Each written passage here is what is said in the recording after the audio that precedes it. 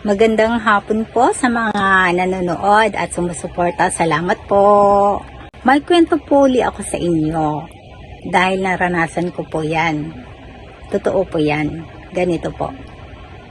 Kasi bago ako pumasok sa trabaho noon, mga 6 o'clock, ay dumaan po ako sa temple ng Japan.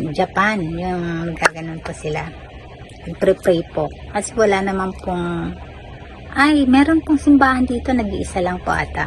Karamihan po kasi, dumadaan sa temple na yun, naguhulog ka ng coin, tapos ooningay mas tawag doon, yung magpre-pray ka, kung anong gusto mo.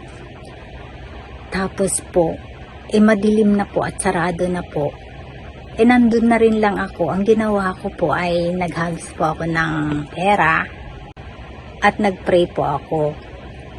Kaso po, ang nakakatakot po, kasi yung temple din pala dito ay marami rin palang ghost.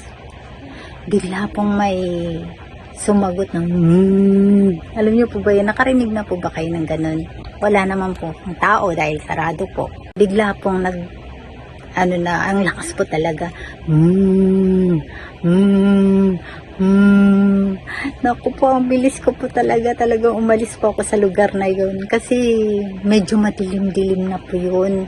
Akala ko po hindi ako matatakot, pero hindi. Matatakotin din po ako ng time na yun. Talagang nagmadali po akong umalis. Kaya po, ang gawin nyo po, pag medyo madilim-dilim na po, ay wag na po kayong pupunta sa walang tao.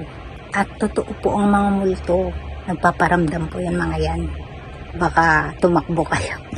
Yan lang po. Salamat.